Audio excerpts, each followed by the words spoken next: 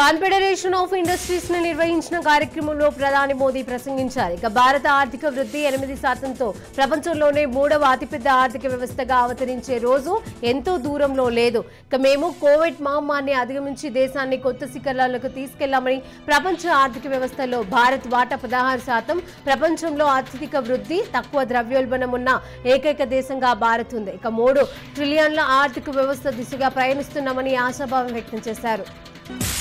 Paris Olympics లో మొదటగా కాంస్య పథకాన్ని దక్కించుకున్న మను భాకర్ తో ప్రధాని మోదీ స్వయంగా ఫోన్లో మాట్లాడారు. ఈ క్రమంలోనే మిక్స్డ్ టీమ్ క్వాలిఫికేషన్ లో భారత్ షూటర్స్ మను భాకర్, సర్బజ్యోత్ సింగ్ జోడీ కాంస్యాన్ని దక్కించుకోవడంతో ప్రధాని మోదీ సర్బజ్యోత్ సింగ్ తో ప్రత్యేకంగా మాట్లాడారు. ముందుగా ప్రధాని మోదీ నరేంద్ర మోదీ సోషల్ మీడియాలో శుభాకాంక్షలు తెలిపారు. ఆ తర్వాత నేరుగా సర్బజ్యోత్ తో ఫోన్లో మాట్లాడారు. ఈ సందర్భంగా శుభాకాంక్షలు తెలియజేశారు. తాము అధికారంలోకి వస్తే విపక్ష నాయకులను లక్ష్యంగా చేసుకుంటున్న దర్యాప్తు సంస్థలను తొలగిస్తామని సమాజ్వాదీ అధినేత అఖిలేష్ యాదవ్ అన్నారు.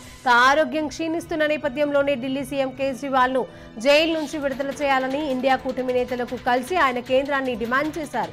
ఈ సందర్భంగా మంగళవారం ఢిల్లీలోని జంతర్ మంతర్ వద్ద కూటమి నేతలు భారీగా ర్యాలీని నిర్వహించారు. కష్టకాలంలో ధైర్యంగా పోరాడుతున్న ఆప్ కార్యకర్తలకు తమ పార్టీ అండగా ఉంటోందని అఖిలేష్ అన్నారు.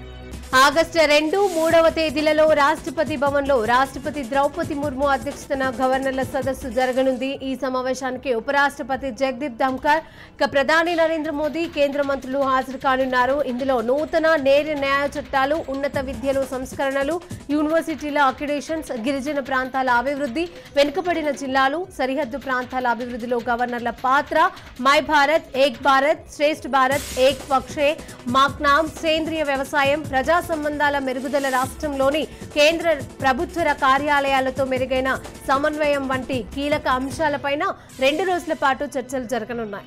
రాష్ట్రపతి ద్రౌపది ముర్ము 6 రోజుల పాటు విదేశీ పర్యటన చేయనున్నారు. ఇక విదేశీ టూర్లో భాగంగా ఫిజీ, న్యూజిలాండ్, తిమూర్లో పర్యటించనున్నారు. మొదటగా రాష్ట్రపతి ఫిజీకి చేరుకుంటారు. ఈ పర్యటనలో ఆ దేశ అధ్యక్షుడు విలియం కటోనివేరుతో పాటుగా ఆ దేశ ప్రధాని మంత్రి సతివేని రొబుక్తో జరిపే ద్వైపాక్షిక చర్చల్లో రాష్ట్రపతి ముర్ము పాల్గొంటారు. ఇక ఆగస్టు 7న రాష్ట్రపతి ముర్ము న్యూజిలాండ్ చేరుకుంటారు.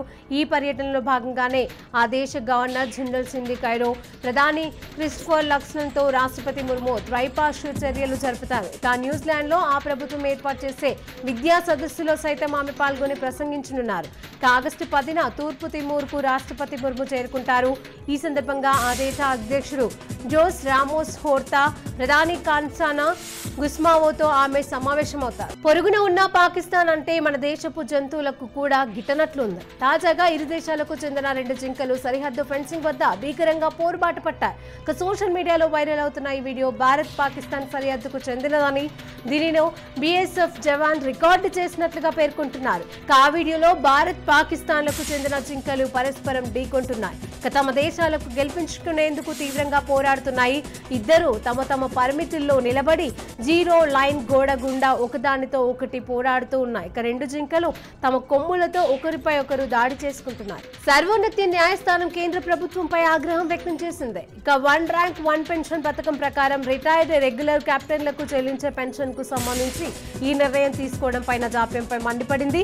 తక్షణం బకాయిలు చెల్లించాలని ఆర్మీని ఆదేశించింది. ఏళ్ల తరబడి పెండింగ్ లో ఉన్న పెన్షన్లపై ఎలాంటి నిర్ణయం తీసుకోనందుకు కేంద్రాన్ని మందలించడంతో పాటుగా 2 లక్షల జరిమానాను విధించింది. ఇక పెన్షన్ విషయంలో దాఖలైన పిటిషన్లను justice Sanjiv Khanna, justice R మాదేవన్లతో కూడిన ధర్మాసనం విచారణను జరిపింది.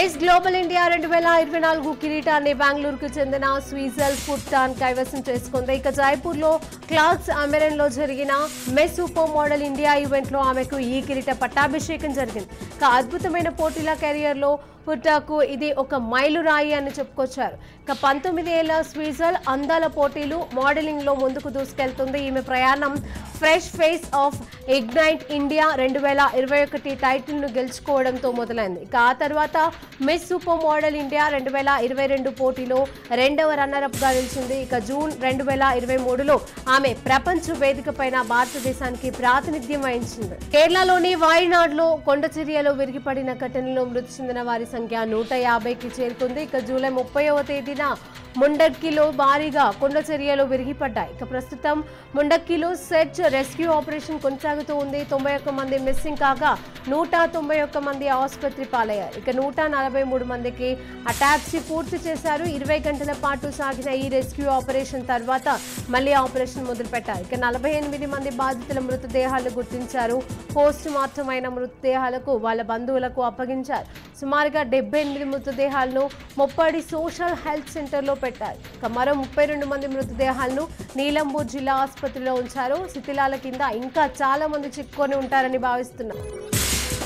వయనాడ్లో కొండ చర్యలు విరిగిపడటానికి అధిక వర్షపాతమే కారణం. ఇక కొండ చర్యలు విరిగిపడ్డ మొండక్కి ప్రాంతంలో భీకరంగా వర్షం కురిసింది. ఇక రికార్డు స్థాయిలో వర్షం నమోదైంది. కేవలం 48 గంటల్లో అక్కడ 572 మిల్లీమీటర్ల వర్షం రికార్డు అయింది.